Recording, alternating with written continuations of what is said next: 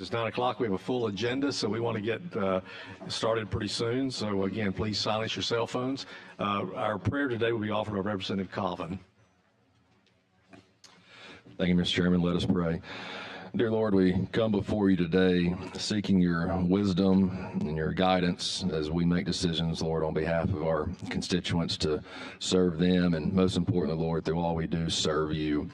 Lord, we're thankful today because we know in your word you tell us for all sin and fall short of the glory of God. But Lord, what you did is you sent your son to die on a cross to give us a chance at mercy and to spend eternity with you. And for that, Lord, we are thankful. So Lord, I ask you to please continue to give us your wisdom and guidance throughout the day and forgive all of us for our sins. And we ask this in Jesus' name. Amen. Amen. Clerk, please call the roll. Here. Here. Representative Drummond. Representative Almond. Representative Baker. Representative Chestnut. Representative Collins. Representative Colvin. Representative Daniels. Representative Ellis. Representative Faulkner. Representative Lawrence. Representative Lovern. Representative Stubbs. Representative Wood. 8 members answer the roll of form. Thank you. Any visitors that you recognize? Representative Stubbs, you have a visitor, I believe. Yeah, I'd like to recognize my better half, my wife, Jenny Stubbs. Welcome. Good to have you. Appreciate your support of our state and what you do in your community, and also support of your husband. Does a very good job. Any other guests today? Okay, if not, we'll begin with our bills. Clerk, please call the first bill. House Bill 61 by Representative DuBose. Representative DuBose, you're recognized. Thank you, Mr. Chairman, and thank you, committee.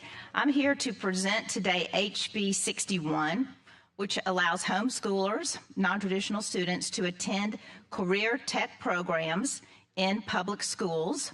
This bill passed off the House floor last year and through Senate committee. This program would be implemented similarly to the Tim Tebow rule that allows homeschooled athletes to participate in public school sports. The bill calls for the State Board of Education to adopt rules to administer the program and for each local Board of Education to adopt a policy reflecting the requirements of this section. The bill also states that currently enrolled students would have first priority. State superintendents, state school board associations, the Department of Ed, and the Lieutenant Governor's office are all supportive of this bill, which aligns with our state's emphasis on workforce preparation and participation. I also anticipate a friendly amendment to this bill, and I'm prepared to answer any questions, and I look forward to your support. I have one question. Would you just repeat what you said about priority, please? Yes, currently enrolled public school students would have priority for the career tech programs in their district, so that if there's not space, the homeschool student would not be able to take the place of a public school student. We're hoping that there will be room for the homeschool students that want to participate, but they can't bump out a public school student. So we have a friendly amendment. Do we want to have that on the table before we have discussion further? I will entertain that amendment. Thank you, President McKeel. Thank you, Mr. Chairman. I've got the amendment, and all the amendment does is in the original bill, Choose Act funding was allowed to be used by homeschool students to attend the class and pay for fees or whatever the classroom fees may be. However, public school students sitting in the same class, parents are taxpayers just like the homeschool parents are, they had to pay the fee. And so I think in fairness that if one student sitting in a class has to pay the fee, every student in the class should have to pay the fee. So that's what this amendment does, is just makes it fair for everybody. If you go to the class, you pay the fee, whatever it is in the class. Right, and I will add that I've spoken to the homeschool associations about this, and they love the bill. They love being able to participate in the career tech program. When I talked to them about the fee, that was just incidental to them. The career tech program may not even have a fee. That's right. Some of them might have a materials fee, which would be incidental. So it wasn't an integral part of the program, so I felt that this was a fair compromise. Thank you. There's an amendment. Is there a second or any comments about the amendment? Representative Stubbs? Representative Stubbs seconds the amendment. Any discussion about the amendment? All in favor of the amendment, say aye. Aye. All opposed? So the amendment passes. Now we have the bill as amended. Any questions for the sponsor or discussions or comments by members? Representative Drummond. Thank you, Mr. Chair. Thank you, Mr. DuBose. After reading the bill last night, I had one simple question. Why, and I think the amendment probably touched on it, but it didn't do it. Why aren't you doing the same thing in that amendment for the fees for those homeschoolers as you would do with regular public school students, since they'll be taking those same courses? I'm not sure I understand your question, but I think the amendment fixed that. Oh, did it? Well, I'm sorry, I just saw the amendment when I... yeah, it just said that, you know, if there's a fee, say there's a material fee or something like that, a public school student pays it out of pocket and a homeschool student would pay it out of pocket. But so it would give them the same priority as it would to public school students? Homeschool students will have the same priority as public school students? Well, okay, as far as participating in the program, public school students get first priority because they're already there. First priority as far as attendance in the Career Tech program. And then if there's room, homeschool students would be allowed in. Does that answer your question? Somewhat, thank you. Okay. I'm Any sorry. other questions for the sponsor? So we have the bill as amended. All in favor say aye. Aye. All opposed? Bill's given a favorable report. Thank you. Clerk, please call the next bill. House Bill 327 by Representative Shaver. Representative Shaver, you recognize. Thank you, Mr. Chairman. Members, currently, Alabama law does not provide for paid parental leave for state employees or employees of local boards of education. And last year, I had a bill that passed the House and committee in the Senate that was just for state employees. And then Senator Figures had a bill for education employees, and Representative Wood also filed the companion bill for education employees. And as that bill moved through the process last year, in the Senate they were married and we combined the bills, and it failed on the last day, first bill on the calendar, in the Senate on the last day. So we started from where we finished last year, and this is the combined bill to provide 8 weeks paid leave for state employees and employees of local boards of education. It also covers, in case of miscarriage, after 12 weeks, and also for the case of stillbirth after 20 weeks, and adoption for a child aged 3 or under. Okay, do you have any anticipated amendments? There's been some questions. This specific bill covers K through 12. But you don't have any friendly amendments you've agreed to at this point? Not at the moment. Okay, I'm just asking I'm explaining. There's other schools that want to make sure that they are included in the definition. Some may be already included under local boards of education that don't specifically need to be identified. But we anticipate that there may be some language added for community college system. I just want to make sure we had everything that you've presented before us already. Okay. So any questions for the sponsor, Representative Wood? First of all, I want to thank you for carrying this bill. It's so exciting to get to this point, and for everyone that's worked on it, it's just a great moment. I do have a couple of concerns. One, DYS and AIDB were not included in the bill, and I actually spoke to the governor's office about that, and they definitely need to be part of the bill because they have teachers and employees that need to be added. So I think that'll be something that you're working on. I did check to see if there was anything that we could see coming down as far as an amendment that's been worked on, and we couldn't find that. So please note that. Yes, we're working on that. That's what I was just referencing, that some of those schools may be already included simply because they are included in the definition of local boards of education. But if they need to be named, they're checking on that. So if they do need to be specifically named, we can amend it, and I'm amenable to that. And I did want to clarify a couple of things and let you kind of share this, because I think there's been some concerns about two parents both getting 8 weeks. But the way I read your bill is if both the parents are employed at the school system, one will get 8 and one will get 2. Well, if they're both eligible employees, and in case of birth, then the female would get the 8 weeks, and then the co-parent would get 2 weeks. Okay, good. I think that just needed to be clarified because there were some questions about that. And then the only other thing that I've really questioned is, I do realize, being a female, that there are women that go through tragedy and they have miscarriage. And after, I know you've identified it after 12 weeks, because typically the majority of miscarriages are much sooner than that. And those That's people true. would not, but typically the body can discharge normally. After 12 weeks, sometimes there has to be procedures done so that they don't always naturally occur. Let me put it that way.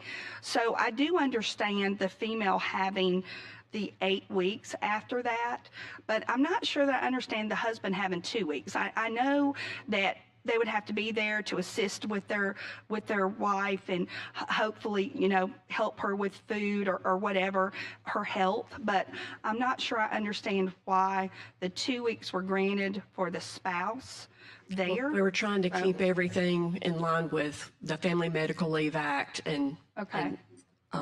trying to mirror that and all the Okay, gotcha. and trying to make those as simple as possible and as equitable as possible. Okay, well, that clears up a little bit. I was curious about that.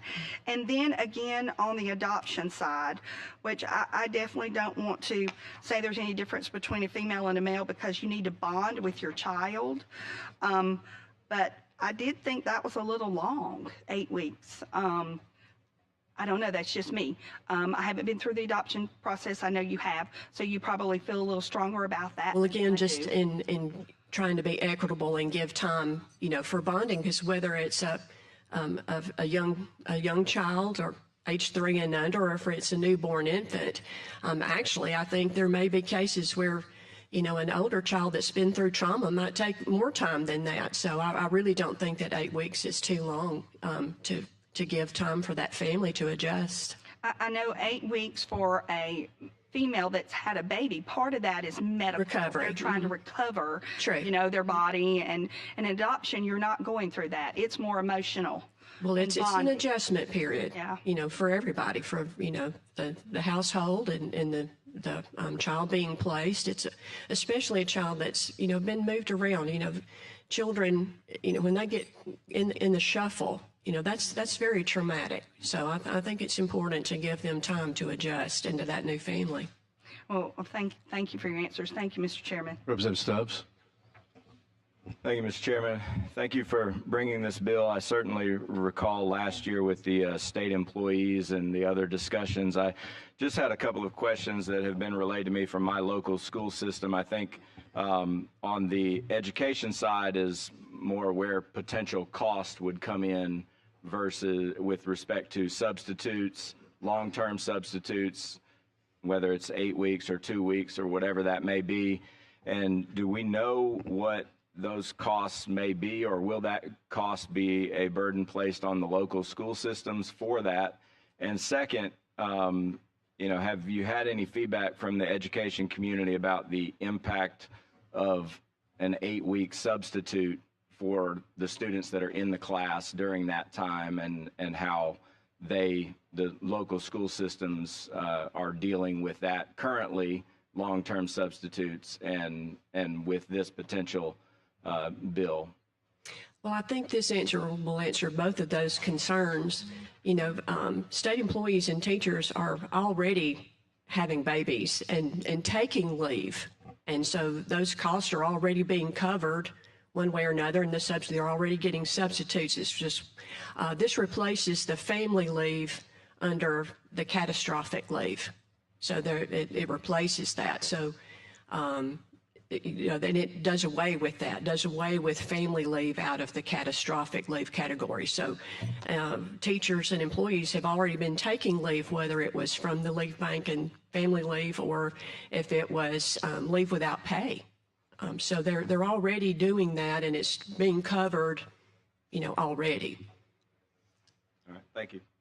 So just one clarification. So the fact you can't do this and family Correct. leave. And it runs concurrently. Family leave, though, they take those hours. They're not paid, right? Well, there's two different things. The Federal Family Medical Leave Act, this would run concurrently with that. So there's not going to be an additional 12 weeks on top of this. This would run concurrently with the Family Medical Leave Act. But under the catastrophic leave rules, maternity and adoption had been added for 8 weeks. So this takes that out of catastrophic leave, banked leave. So this would replace that. But under family medical leave, currently they take that time and don't get paid. Is that right? That's correct. And under this, they would take the 8 weeks and get First 8 weeks. Yes, sir. It runs receive pay. concurrently. Yes, sir. Okay. Representative Keel? Yeah, my question's along the same lines. Is the physical impact that this would have? I see the physical note, but I don't see what the cost is actually going to be. Do we know how many employees are pregnant each year? Do we track those kind of numbers? RSA provided some numbers about how many dependents had been added, and I have that. It's an average of about 2,000 in a year. It dropped in 2024 to 1,641. In 2023, it was 2,302.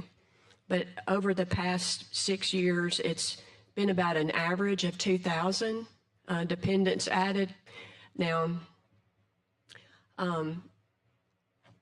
I don't think that there's people out there waiting on this to happen to have a baby. You know, this thing, oh, they're going to give me 8 weeks leave, so I'll have another baby. But, you know, like I said, those costs are already being paid now. They're taking leave one way or another. Well, that's what I don't understand. If they're not getting paid though, right? Currently, right? It's not being paid. Well, It's not. I mean, the If they're cost taking- the cost for the substitute teacher and things like that, that's incurring. But we're talking about an additional cost, right? Because well, if they take unpaid leave, that salary was already budgeted for, so it would just be a potential reduction in savings if they're not taking leave without pay. Say that again. If they are taking leave without pay, that salary was already budgeted Right. for. Okay. So if they take leave without pay, then there's a potential savings that they're not paying that salary. So it's already been budgeted if they take leave without pay.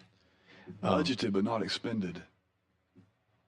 Budgeted but not expended. They don't Correct. have to, we're not If they paying. take leave without pay. So, but it's already budgeted. You don't have to come up with more money if they get paid for it, if they were taking leave without pay. Representative Drummond? Thank you, Mr. Chair, and thank the sponsor. I like this bill, and at the time, I'll give it a favorable report, but I've got one question, and probably along the same lines as Representative Woods. In my county, they have an alternative school that was ran by the Boys and Girls Club, and they're trying to work out some contractual things. But my question is, those are certified teachers that are teaching those kids who are in that alternative program. Will they be included? Because they don't necessarily come under the arm of public school. We can look at that particular school and see if they are included under the definition of the local boards, and if If they so, want. will you entertain an amendment to your bill? Yes, ma'am. I'll be glad to investigate that and make sure that they're included.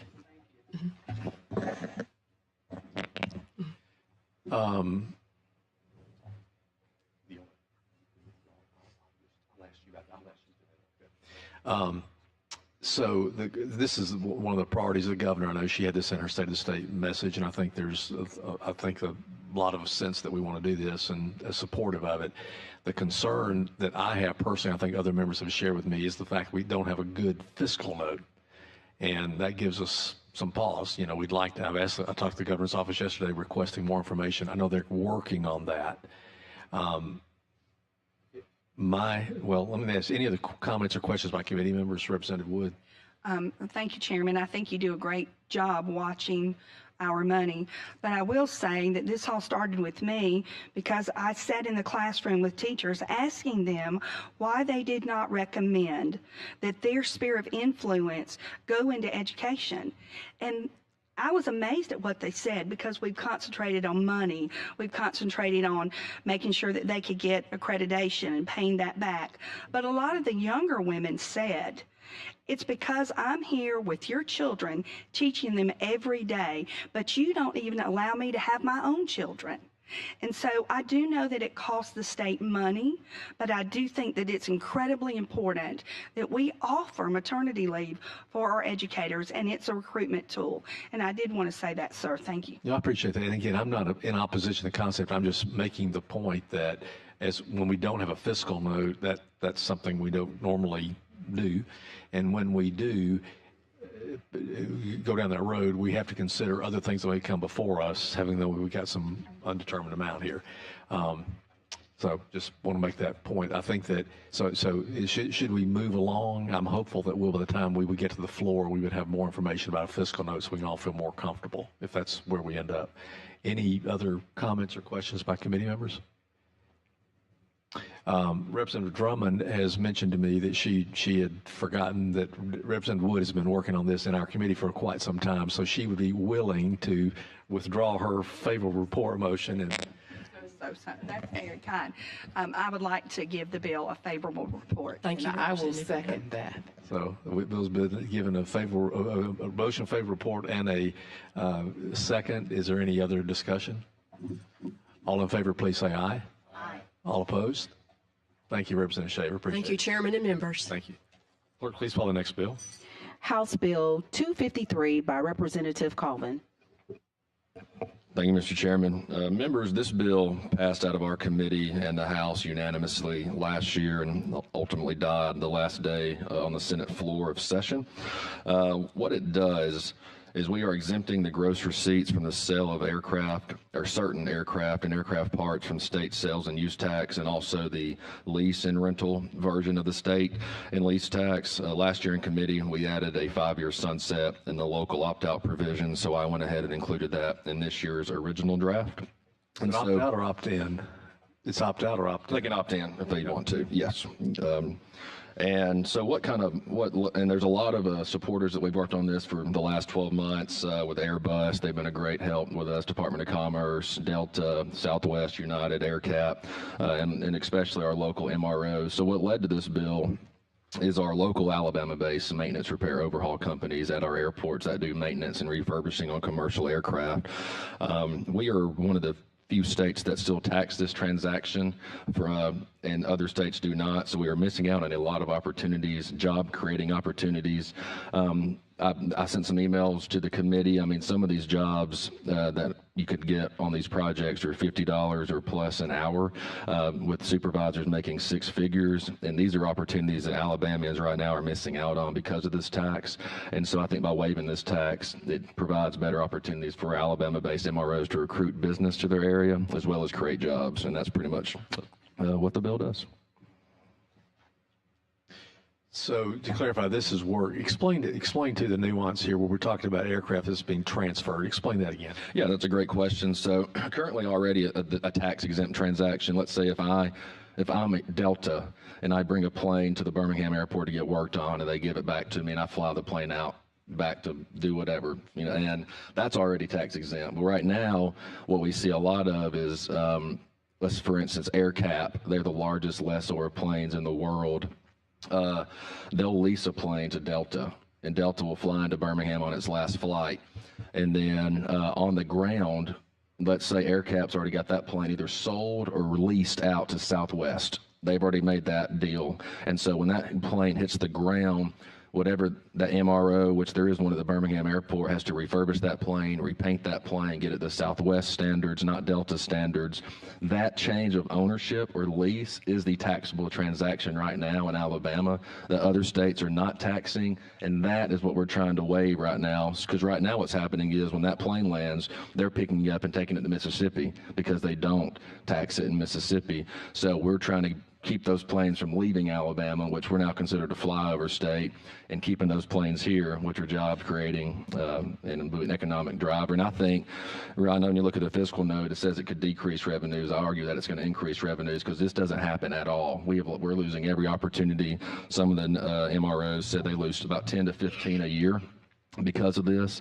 And when you talk about the opportunities we're missing out on, that's, a notable number. But Southwest told me and others that they have, I think it's 538 planes that will need refurbishing the next 6 years, and every single one of those could possibly leave the state of Alabama if we don't fix this. So I think we're missing out on a big opportunity the way our current tax code is structured. So when that airline lands the plane and they're going to transfer the ownership, the work that's done on that plane afterwards is taxed in Alabama.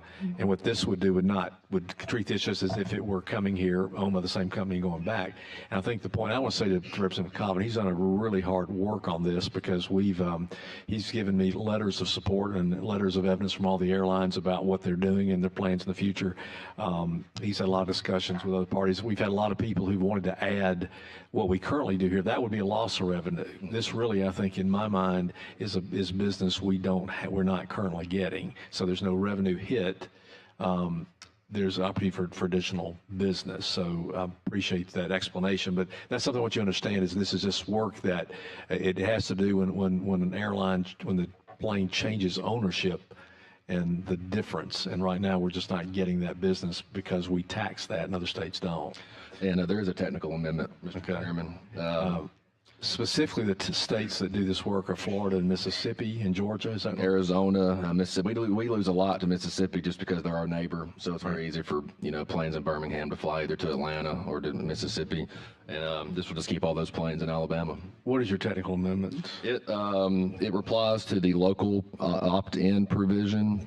I believe the second section, because the first section of the code is where we amended the sales tax, and the second section is the rental and lease tax. However, the current bill says the sales tax twice, and that second section is for the rental and lease tax. So we're just clarifying that for that second section. Okay, so you offer an amendment. Is there a second? Second, Representative Keel. Any questions? All in favor of that amendment, please say aye. Aye. All opposed? Yeah, favorable report motion by Representative Keel, second by Representative Baker. Any discussion? Representative Chestnut. Yes, I just had a question of, was there any particular reason why general aviation aircraft was not included in this bill? Yeah, we were unsure of the fiscal note on that. That's I'm aware of that issue, and I know you're bringing a bill to address that, and I'm very supportive of that. I just had worked on this, and this issue was brought to my attention first from our Albertville and Birmingham-based MROs and what they're missing out on, and I was just concerned about if we added general aviation, it could make it a little tougher to pass this version because of the possibility of the fiscal note. But that's why we're keeping them separate. But I am fully supportive of your bill as well.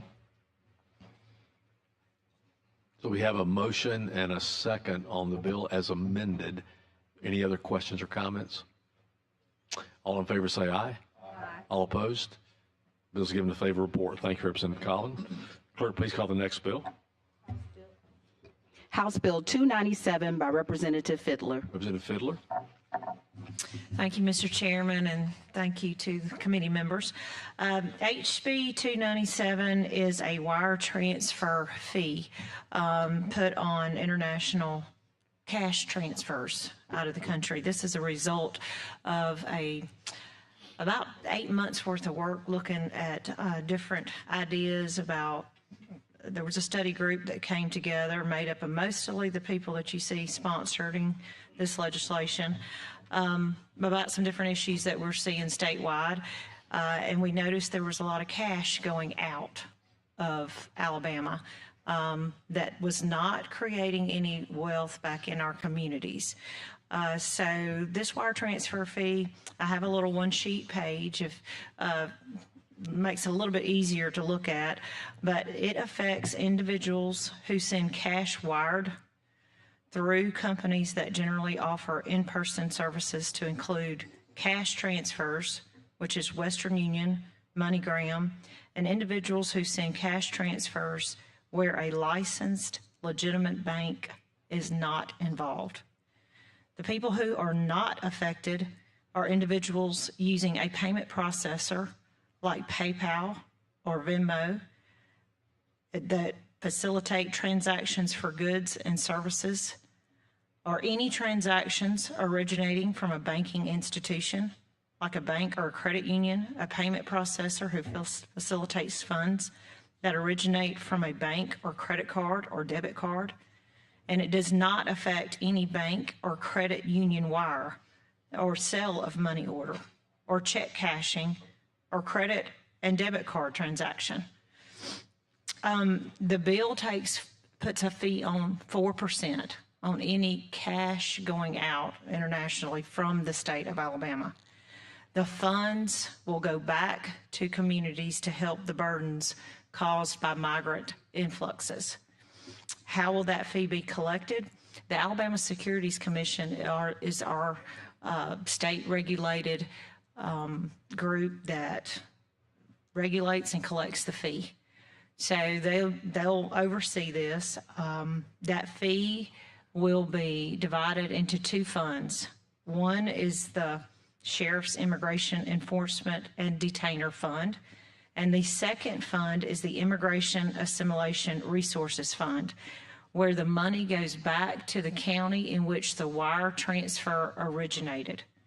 2% is distributed by the county commission based on the number of English language learners in city and or county schools. There's parameters set in the bill to make sure that if there's looking at the number of English language learners and making sure that each school gets their fair share to support that initiative. 0.5% is distributed to the counties in which there are hospitals. It's distributed to the hospitals in that affected county. If there's no hospital in the county, it's distributed in all the hospitals within a 50-mile radius of the county. If there's no hospitals within a 50-mile radius, it goes back to the county health department in that county. On the 1.5% that's going to the Sheriff's Immigration Enforcement and Detainer Fund, it supports local law enforcement efforts related to immigration enforcement. And in the amendment that you'll see a little bit later, that parameters are expanded to make sure that they can use those funds throughout for making sure it's all immigration. And how will we ensure that future funds continue to reduce the immigration community, the burdens that are taken on by the communities? There's a sunset provision with a legislative oversight committee that's made up of the original bill sponsors to continue to look at and make sure that if there's any tweaking that's necessary in the future, that we go back and make sure those funds are hitting the burdens of the community. The expected revenue is no less than $10 million. Can I answer any questions? So before we go to questions, we have two of our committee members who are co-sponsors. I'm going to give them an opportunity to see if they have anything they would like to add to what you said, Representative Keel and Colvin. So Representative Keel, do you have any comments? Sure. I want to clarify, first of all, these are not wire transfers like are typically conducted for business transactions, correct? That's right. And not wire transfers, for instance, if you buy a piece of real estate, you have to wire a bank money that Representative Allman might see in her title business. It's not that kind of bank transfer. That's right. And it's not PayPal or Venmo, anything like that. It is not. And if I walk in and I were for some reason going to send one of these transfers through one of the companies that's going to do it, when I file my Alabama taxes, I would receive that money back. So it's people that don't pay Alabama income tax that this is going to affect. That's an important part, and I did not mention that. If you are paying taxes in this state and you keep your receipts, you're eligible for a tax credit. And we keep receipts for a lot of things. I mean, if you make a charitable donation, you keep receipts for that. I mean, you keep a lot of receipts for tax time. So this is as simple as putting that receipt, I don't know how you do it, but I put it in an envelope and give it to my accountant. And they take care of it at the end of the year. So when they get that receipt, that amount of money that I paid in tax will come off of my Alabama state income tax. Exactly. Okay. Thank you. All right. I've got an amendment at the appropriate time. All right. Will you repeat again what this does not include and what it includes specifically? Because there's been some information out there that says this is a fee on all wire transfers. So we again reiterate what this bill does and doesn't do. Would you like? Yeah, sure. So my understanding is it does not include the things we sometimes normally use like PayPal or Venmo or Cash App, those type facilitated transactions, e-commerce type things. It does not include banks or credit unions where I typically think of a wire transfer. If I make a purchase of some kind, a business purchase or something where I have to wire money or when I purchase real estate, I sometimes have to wire money for that. It does not include that. It does not include money orders, check cashing, those type things. And it does not include credit and debit card transactions. And I've got a amendment that clarifies that within those credit and debit card transactions, it does not include the people who facilitate those transactions. And so we are excluding all those things from the legislation. Okay, Representative Colvin, you have anything to add? Thank you, Mr. Chairman. Representative Fidler, I want to first thank you for bringing this piece of legislation. You know, last September, Representative Keel, myself, I see Sheriff Jackson here from Escambia County, all went to the border, our Mexican-American border in Texas. And this was one of their recommendations to make to help communities that have been impacted, like ours, with immigration. This is a big deal for our communities that have been impacted by immigration.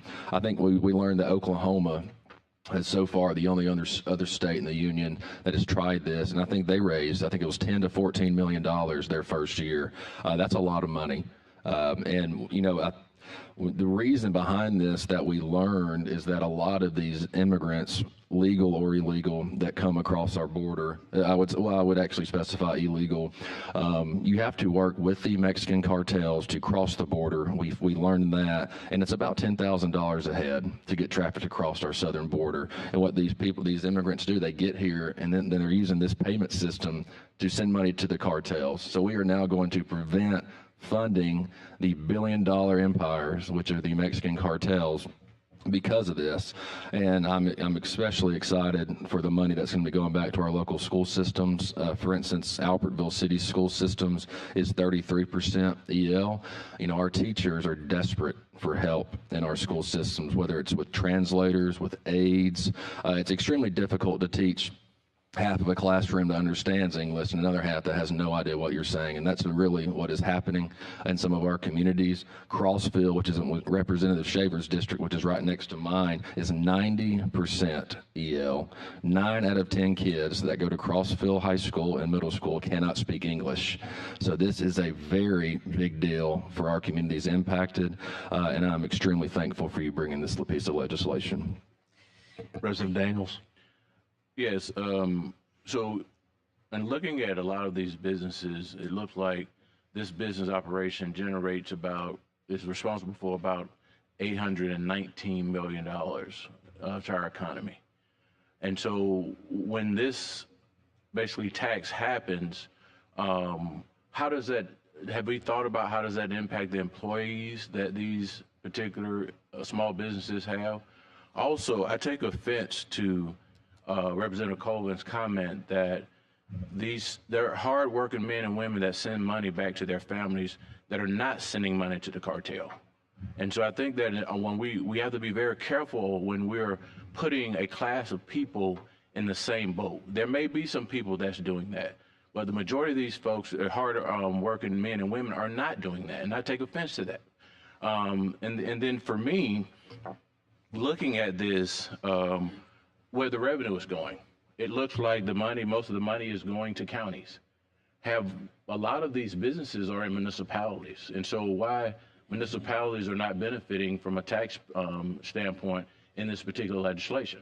The enforcement, a lot of that also happens at the municipal level, and so I think that I just think that we're just being one-sided on where the revenue is going, and I'm a little bit concerned about that as well. Thank you. And to address some of those questions, Senator Weaver's bill that was put in, there's 1.5%, and that is the sheriff's detainer fund. The sheriff in our county, and I think it's statewide, is the folks that handle a lot of the immigration issues, like with the federal government. That's what we're seeing most of, and that's how that piece was formed. On the 2.5%, that goes back to where the wire transfer occurred. And like you said, some of them happen in the city, some of them happen in the county, but it goes back to that county so the county can distribute by the number of ELL students in city or county schools. That was one important part the group did look at, because some of our counties have large city schools, some of our state have large city schools, some of our counties have county schools. So how do we do that? So it was divided by the number of ELL students throughout city or county schools. And then we knew public health was such a issue with uncompensated care. And that's how that goes back to that somebody has to distribute it.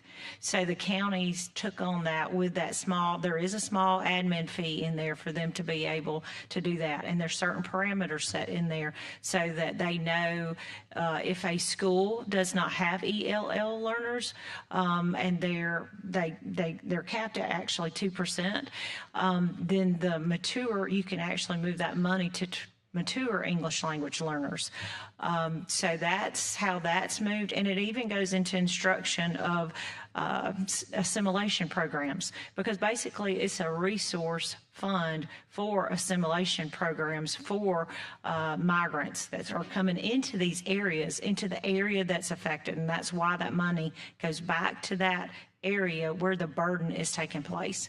I didn't quite understand exactly what you meant by the business question. Yeah, so if anytime there is an increase in expenses, so how does this, so right now, I guess when they're sending money over now, is there not a fee associated with it? Not that I'm aware of. Now, the Securities Commission did help me vet all this, and I do have them here, and I may need to get them, if y'all don't mind, Mr. Chairman, having Bo or Amanda with the Securities Commission to answer that question, because they would know that specifically. Is that okay, Mr. Chairman, to have Bo with the Securities Commission answer that? Sure. Yeah, sure. Bo. He's asking what the fee is. Yes. Bo Brown with the Alabama Securities Commission. The Securities Commission charges a yearly fee. There's a $1,000 fee to register and then $500 to re-register each year, and that's all that we charge. As to actual transmission fees charged by the companies, that's up to the individual companies. We look to keep the prices low and offer a myriad of ways to register and pay that fee in order to make sure that industry has an easy way to get registered in Alabama. Representative Drummond, you have a question? Yes, thank you, Mr. Chair. And if Bo will stand back up there with you again, because I have a friend in Mobile who owns many check exchange where wire transfers happen sometime, and I'm with Representative Daniels that they're not going to cartel. These are farmers and whoever. But my question is, I want to know, I know how much they charge, but won't this increase the charge on that small business if they have to do this? I mean, right now they're charging somewhere between $1.50 to $3 for wire transfer. Won't that be a burden on those working families? And my second question, well, actually I have three. The second question is, can you explain to those, my small business friend who owns Check Exchange, how this will benefit or hurt working families in Alabama, and especially if they have to go out of state to do it now, if they want to do those wire transfers, because we're close in proximity. Third question, and I'll be through. I printed my letter, and I don't normally agree with him, Grover Norquist, and I was really interested in his comment while he's urging us to vote against this bill, and it said that this tax would unduly burden taxpayers as well. So I wanted to get your response to this as well. So those Okay, on the businesses, if they're a legitimate licensed, I mean, they're doing banking business, they are not affected. It's only on taking cash and sending it internationally. And if they are a tax-paying citizen, they're going to have a tax credit to give them a reimbursement. So any business that does These are legitimate businesses. Well, they have licenses and everything. They're legitimate. They're backed by a bank. They are not affected. Let's see, and on the Grover Norquist letter, I did read his letter, and I agree. I don't like any kind of fees on anything. Well, I think the second question I had, what is going to happen, and it's going to hurt our businesses. Say my friend who has a check exchange business, if those persons take that money and go to a neighboring state and transact that business, won't that hurt not only the small businesses within my community and others? If they go to our neighboring state, those people, and some people will, then maybe our neighboring states will follow suit. This money's going to go back to the areas which the burdens are occurring. Our communities are hurting. I guess I found this out whenever I did school visits. In Fairhope, we have 3% English language learners. In Summerdale or Silver Hill, we have 30%, 25%, one of four. 25% of their classroom are not speaking English. What are we doing to help those teachers and reducing that burden? This directly helps them. This directly helps the county, the law enforcement, local law enforcement, to help with the expenses that they are not being reimbursed with. I counter that with it does more good. There is an oversight group that's going to be looking at this. We sunset this in 4 years so that we make sure that we're not just collecting fees just to collect fees. We're going to be looking at and making sure that this money is going where it needs to be, where the community is most burdened. And we're going to have our fingers on that pulse. And that's why that sunset was put in there. This is what we're feeling right now. We may not have it in 4 years. There may not be an issue in 4 years. So that's why those parameters are set, and that's why this legislative study group is looking at it in the next few years. Representative Baker. She's got to answer the last question about this letter. I'm sorry. Okay, I did kind of say that I felt like this fee, no one likes fees, but it goes back to that. He calls it a tax. Yes, ma'am. We call it a fee. Is there a response? Yes, we call it a fee. Representative Baker. Thanks so much, Mr. Chairman. Conceptually, I understand the premise behind the bill. I do have I guess, a little curious about this. Representative Fidler, you had mentioned to me yesterday about Oklahoma, somewhat having already gone in advance of us on this. Representative Colvin, I think you mentioned it as well. So I guess my question is, sometimes we use what other states have in motion then as a model maybe to consider and such. But I guess my ultimate question is, are there any types of, I guess, unintended consequences that either, or any of those that are exposed to Oklahoma and their model that they've had surface since their implementation with their bill? We've cleared up anything that we saw that could be an issue. Ours is a little bit different in that this group, that when we really looked at it, was so important that we put money back into where the wire transfer originated. They don't do that in Oklahoma. So that portion's new for us. So that is a little bit different. We thought that was the most important, one of the most important parts of this, so that we go make sure that burden is taken care of back in that community. Because some parts of our state, aren't burdened, but Mobile County is, Baldwin County is, DeKalb County is, Tuscaloosa is, Birmingham is. The top 10, Lee County is. We've got a lot of issues in these areas, that this will go back and help. Ms. Baker? Yeah. Yeah, if I could just make one concluding comment. I do like you mentioned about the sunset. I think that's something that's oftentimes worthwhile for us to attach to certain pieces of legislation, just to allow us to make determinations further down the line to see if we think that it's something we want to continue. So thank you so much. Yes, sir. Representative Falker? Yeah, Representative Fidler, on the states around us, and I apologize, you may have said this at the beginning and I wasn't here, but the states around us, Mississippi, Georgia, Tennessee, Florida, what do they have in this regard? They don't have a wire transfer fee. Okay. We may be the model.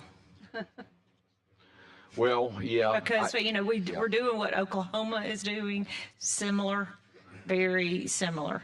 But it is novel in that the money, 2.5%, goes back to the community and area where the wire transfer occurs. Yeah, and look, I hear you. I guess I'm wondering on areas that are near these other states that people will go across and use a place where they don't pay a fee, because the fee is going to be passed on to the person. I mean, the business is going to pass on that fee, which means they're going to be charging a higher fee, obviously, and then they go to these others. And that's why I was wondering, where we stand in that regard. But I see what you're trying to do. Representative Stubbs? Thank you, Mr. Chairman. I appreciate you bringing this bill. I certainly recognize and appreciate the concept. One question that I have, and I guess it could be considered a concern as a former chairman of a county commission, the responsibilities appear in this bill to place a lot of responsibility and expectations on county commissions to collect, administer, distribute, and then be accountable for these funds. I'm not sure how many times I've been sued as a county commissioner, but in that position, there's a long list as sheriffs and others. And this additional responsibility, I just want to ensure that we are preparing them to administer this in the most effective way possible and not adding to a long list of duties that they currently have. Yes, sir, we do. I have talked to the county commissioners and gotten their responses. And because of those, we did expand the parameters to make sure they understood exactly where those they should distribute the funds to, as well as we put a small admin fee in so that the county commission would be somewhat funded to do that work. Thank you, Representative Fidler. I absolutely love the bill because I think it's revenue that we didn't know was out there, and it's a way to capture that. And I just want to speak on indigent care, and I'm so appreciative. I know as education we're talking about the students, and I think that's important, but as a person who lives in a rural county, we are worried about our rural hospitals. To have some money that could be generated that could go back to help with indigent care is extremely important as far as law enforcement, as far as education. So I do appreciate the fact that you've sunset it so that we can look at it and we can just kind of mull through it and make sure that we're doing the right thing. But I'm excited to see this bill. I think I would like to use Chairman's prerogative today, and there's a lot of questions, and I'm getting some texts from some of you about the bill. I think we would like to carry this over to just get more discussion, get more information, because I think some people are just not coming to understanding what it is, what it's not. And also, we have an amendment. I'd like to go and get this amendment, maybe if we can, on, and then we'll carry this over and encourage you to meet with the members and get more information, discussion, so people can get comfortable. But I think right now we're totally not. I think a lot of people are still trying to figure it out. So, Representative. Sure, Mr. Chairman, the amendment, what it does is in a credit card transaction, between the retailer where the credit card transaction happens and the person that actually gets paid, the person paying and the person that actually gets paid, a lot goes on between there, the processing of the credit cards. And what this does is adds a definition of what a payment processor is and clarifies those transactions. And so I would move that we accept this amendment.